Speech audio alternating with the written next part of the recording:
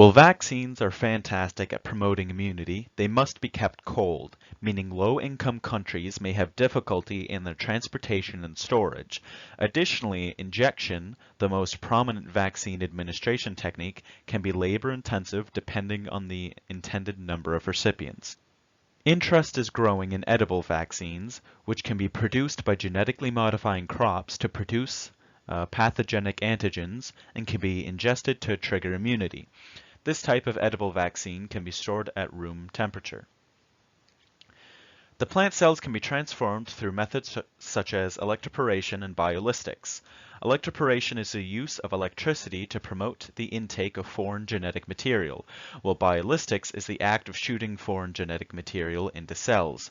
Affordable versions of electroporation and biolistic devices can be constructed at home, and while most biolistic methods call for the use of gold nanoparticles, kerosene may be used to replace it.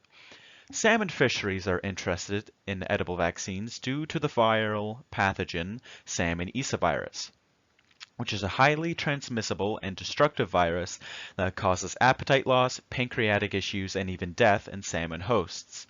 For this study, a plasmid was designed that contains the genetic code for salmon issavirus's fusion glycoprotein, which is required for host cell infection, alongside a plant promoter region and a fluorescence tag called mCherry.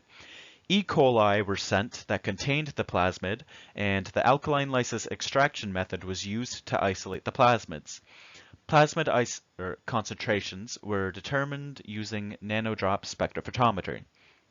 A DIY electroporator was constructed using a barbecue-lighter's piezoelectric crystal. Then, yellow onion, potato, and corn protoplasts were produced by removing the cell wall using a cellulase and pectinase solution. The protoplasts were rinsed multiple times with 10% glycerol, and each plant sample was divided into 3 experimental conditions, each in triplicate. Naive, which were untreated, negative control, which were electroporated without the plasmids present, and plasmids, which were electroporated in the presence of plasmids. Treatment samples were then moved into 1 mm electroporation cuvettes alongside 2.0 micrograms of plasmid if required by that treatment. The DIY electroporator was activated 3 times by clicking the trigger while attached to each cuvette. Afterwards, 1 ml of sock media was added and the samples were moved to a 96 well plate and incubated in the dark for 20 hours.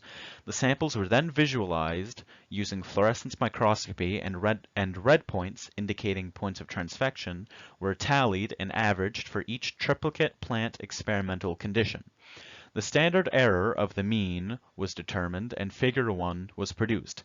As can be seen, only the potato negative control showed a significant number of possible points of transfection. This is believed to be due to the high autofluorescence of potato cells.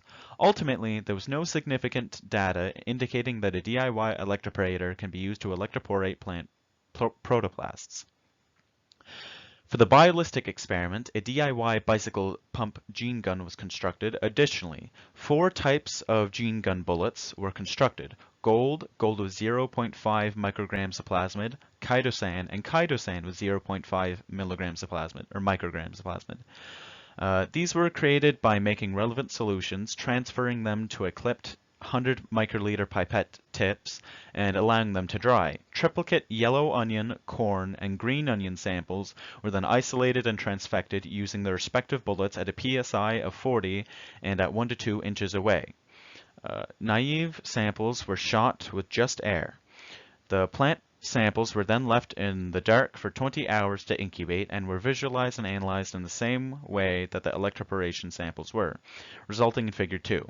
The gene gun results suggest that the use of chitosan coated with plasmid can transfect yellow onion cells.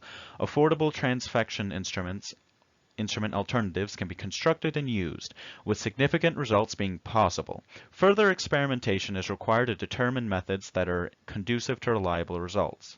It is recommended that if this research is continued, the removal of the cell wall will be ignored. It is possible that the stress of the process causes increased autofluorescence, which could make data less reliable. Additionally, there The transfection techniques should be standardized, such as by regulating the gene gun nozzle firing distance. Experimentation should be conducted to determine if stable transfection can be induced through these affordable methods. The potential of more affordable science and edible vaccines must still be explored.